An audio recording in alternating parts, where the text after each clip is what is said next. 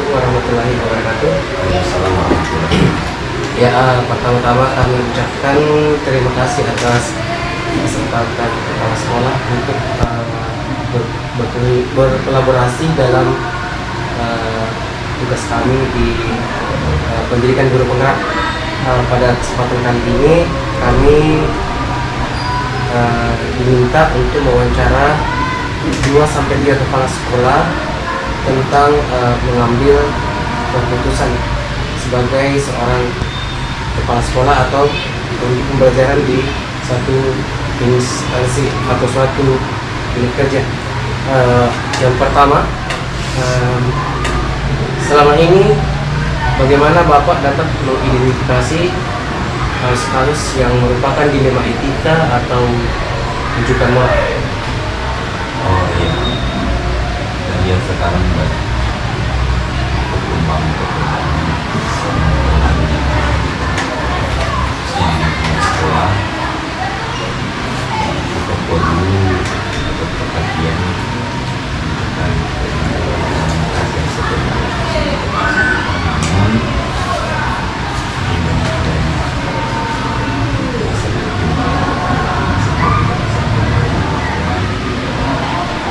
karakter yang berbeda, kepribadian harus dipahami dalam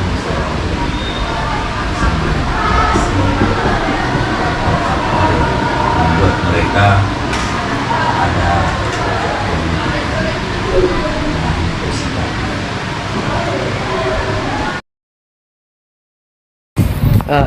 terima kasih. Sekarang Pak, kita lanjut ke pertanyaan yang kedua. Selama ini bagaimana Bapak menjalankan atau pengambilan keputusan di sekolah Bapak, terutama untuk kasus-kasus di mana ada dua kepentingan yang sama-sama benar atau sama-sama mengandung nilai kebajikan. Nah, ini kan kita maksud bahwa itu adalah dilema etika. Fokus etika dulu karakter ini Pak Di. Iya. Oh iya, artinya ya terkadang memang itu hal yang sulit. Kita mau lihat mana yang kita harus anggap bahwa itu yang berpengaruh besar kepada siswa. Namun di sini mungkin kita harus pahami bahwa mungkin dilema khususnya dilema etika yang ada di setiap pribadi siswa itu membutuhkan perhatian, membutuhkan identifikasi. Nah, hal seperti ini memang sulit, tetapi ada istilah skala prioritas. Kemudian kita harus memahami karakter kepribadian siswa sehingga kita bisa mengetahui bahwa ada pengaruh psikologis pada siswa tersebut untuk membedakan mana yang perlu kita tangani lebih serius dan mana yang kita harus urus atau selesaikan kemudian. Langkah-langkah atau prosedur apa yang biasa Bapak lakukan selama ini dalam mengambil keputusan tersebut? Iya Pak. Nah, ini memang kita di sini ada istilah stakeholder, berapa teman-teman guru yang memang punya tupoksi. Kita ada guru BP, BK, mungkin yang sebelum harus sampai ke kepala sekolah mungkin perlu ditangani teman-teman yang diberikan amanah mengemban tugas selaku guru BP di sekolah. Oke. Jadi ketika ada masalah berarti harus diselesaikan oleh guru BP atau guru BK sebelum lanjut ke kepala sekolah. Betul Pak ya. Oke. Selanjutnya Pak, hal-hal apa saja yang selama ini Bapak anggap efektif dalam mengambil keputusan pada kasus-kasus dilema etika? Artinya seperti ini. Bisa jadi contohnya Pak, guru tak ada 2 di sini. Kemudian jumlah jam mengajar ada salah satu tidak terpenuhi. Kira-kira langkah apa Pak yang harus kita ambil? Betul Pak. Iya. Ini kan sebelumnya memang ada semacam kesepakatan, tetapi itu tidak bisa dijadikan semacam acuan untuk menentukan siapa Tetapi mungkin kita bisa berlakukan senioritas, dan kemudian ada juga yang penilaian tersendiri. Jadi selaku kepala sekolah kan ada selama ini istilahnya bagaimana memahami teman-teman di sini, khususnya dalam hal menjalankan tugas tanggung jawabnya selaku guru. Dari dua orang yang dimaksud itu tentu ada perbedaan lah, mungkin prioritaskan yang betul-betul ada kedisiplinan seperti itu, jadi perhatian. Betul Pak, betul. Jadi kira-kira Pak, biasanya kalau ada masalah seperti itu, apa tantangan tak dalam mengambil keputusan? Ya. Jujur saja di SMP 4 kita lakukan pendekatan-pendekatan secara keluargaan. Tidak ada yang dibedakan di sini. Itu satu keputusan yang sulit, andaikan kita menentukan yang satu, kemanakan yang satu. Betul Pak. Dan jujur saja itu satu hal, itu pertimbangan. Namun ada bahasa orang pintar mengatakan bahwa seorang pimpinan harus juga egois. Harus egois di dalam, bukan berarti egois itu harus diutamakan, tidak, tetapi ada saatnya kita pengambilan keputusan, ada saatnya egois itu harus dilakukan. Oh iya, ketika kasus tadi yang kita bahas ini muncul, kira-kira apakah kita selesaikan di tempat atau kita jadwalkan untuk diselesaikan? Artinya kita bawa mungkin ke dalam rapat atau seperti apa Pak? Makasih Pak. Ini secara pribadi menyelesaikan sesuatu itu harus kekeluargaan dan harus diselesaikan secepat mungkin. Dan kalau bisa dituntaskan, diupayakan bahwa hal seperti ini janganlah dibawa masuk dalam rapat. Oh iya. Pertanyaan kedua dari terakhir ini Pak. Faktor-faktor apa yang selama ini mempermudah Bapak dalam mengambil keputusan seperti kasus-kasus yang seperti tadi? Karena kasus dilema etika itu artinya tidak ada yang salah, artinya benar dan melawan benar. Ya, maksudnya faktor apa yang mempermudah kita? Terima kasih Pak. Makasih Pak. Ini satu kesyukuran di SMP 4 Masamba, ada kolaborasi yang betul-betul muncul, kerjasama yang baik dengan teman-teman. Hal seperti itu kalau kita harus selesaikan secara pribadi dengan sendiri, maksudnya mungkin butuh waktu. Tetapi dengan adanya teman-teman yang profesionalismenya tidak diragukan, dan ada bantuan seperti itu, sharing dengan teman-teman yang lain sehingga masukkan dengan keputusan yang seperti itu. Jadi hal itulah yang membuat saya merasa ada kemudahan kerja di LPT Santri.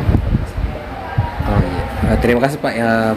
Pertanyaan terakhir ini Pak. Kira-kira dari semua hal yang telah kita sampaikan, pembelajaran apa yang kita bisa ambil dari pengalaman selama ini Bapak dalam mengambil keputusan dilema etika? Di UPT SMP Negeri 4 Masamba itu Pak, kita lihat jumlah guru ada sekitar 60 orang dengan karakter yang berbeda. Mungkin itu satu tantangan buat saya, ya, bagaimana supaya semua bisa berjalan sesuai dengan yang kita harapkan, tidak tanpa ada satu orang pun yang kita atau kita kecewakan. Itu ada pendekatan-pendekatan kembali ke sebelumnya, bahwa kita gunakan pendekatan secara kekeluargaan. Kalau ada yang mau dikomunikasikan, mungkin dikomunikasikan secara pribadi sehingga semua bisa terselesaikan tanpa harus menimbulkan dusta atau hal-hal yang akan membuat pribadi masing-masing merasa kecewa. Ya, terima kasih. Sama-sama.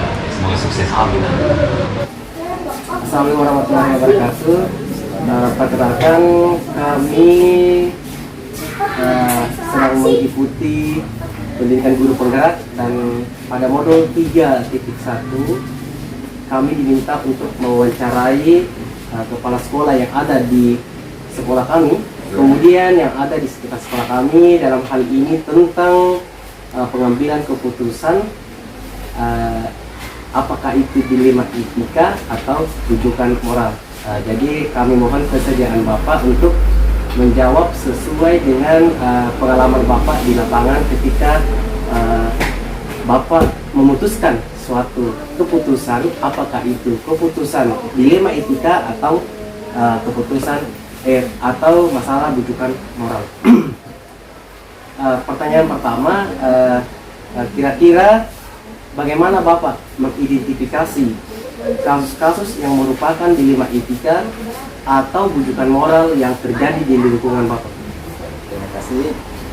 Biasanya yang kami lakukan itu adalah mengumpulkan fakta-fakta terlebih dahulu dan mencari informasi dari sumber yang terpercaya.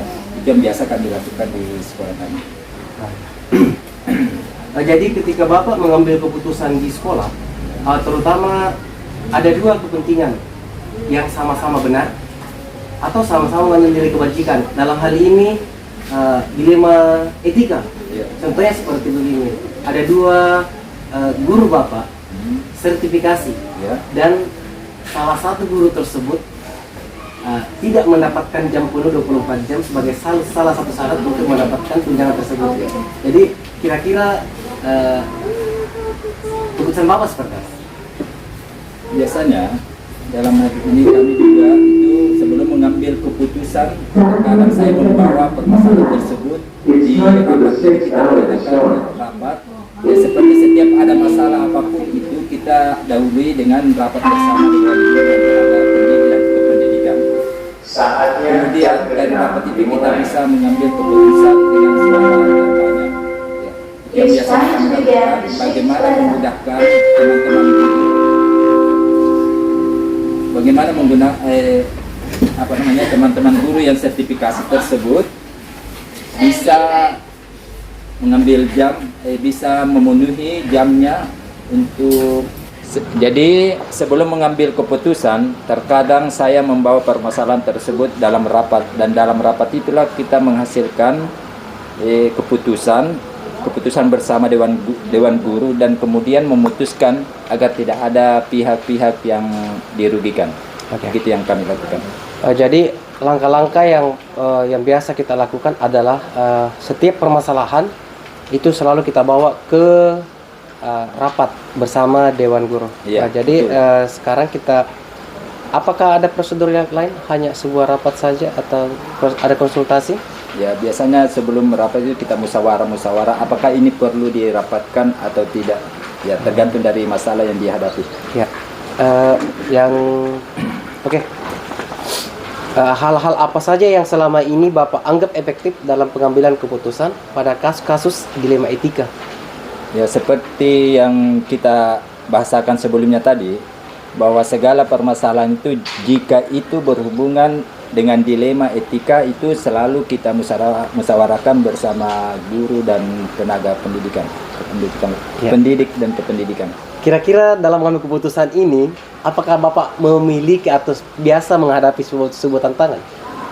Pasti ya. Jadi di sini solusi yang biasanya kita ambil itu adalah solusi yang tidak merugikan ya rekan guru maupun pihak sekolah. Sekolah ya. Jadi ketika Bapak menghadapi suatu permasalahan seperti tadi contohnya dilema etika yang terjadi di sekolah Bapak, apakah Bapak menyelesaikan pada saat ketika kejadian tersebut terjadi, atau apakah Bapak menjadwalkan untuk menyelesaikan permasalahan tersebut? Jadi biasanya tergantung dari masalahnya. Kalau etikanya berat itu bisa langsung kita rapatkan, tetapi selagi masih bisa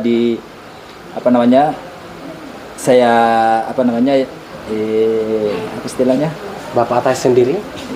Bapak atasi sendiri? Iya, saya atasi sendiri, maka pada saat itu juga saya akan atasi. Terima kasih.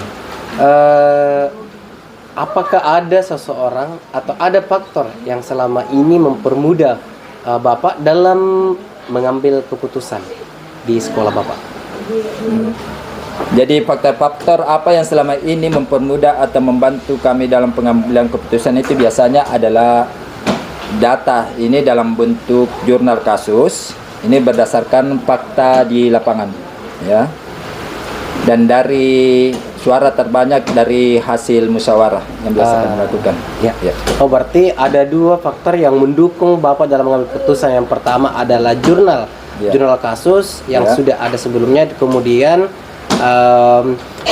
hasil keputusan musyawarah bersama Dewan Guru atau masyarakat sekolah. Ya. Ya, yang terakhir Pak, kira-kira apa pembelajaran yang Bapak biasa ambil dari pengalaman memutuskan sebuah kasus dilema etika yang terjadi di lingkungan Bapak? Ya.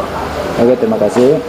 Pengalaman yang bisa saya petik dalam pengambilan keputusan yaitu sadar bahwa dilema etika sulit dipecahkan ya, atau mendapatkan solusi yang cerdas tanpa ada kolaborasi dari semua pihak, khususnya di sini ke dalam khususnya pihak sekolah, Dewan Guru, tenaga pendidik dan tenaga kependidikan.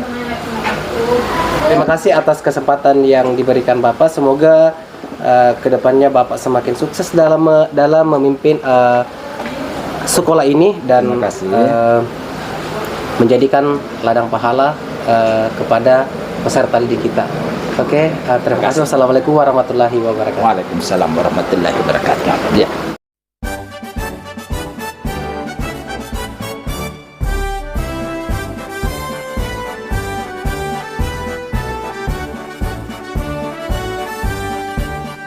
Bulatkan tekad, kuatkan hati, negeri ini memanggilmu kawan. Belajar bergerak berbagi untuk negeri, guru penggerak majukan pendidikan. Guru penggerak menghamba pada murid, kreatif rancang pembelajaran. Hargai potensi, tingkatkan prestasi, lahirkan profil pelajar Pancasila.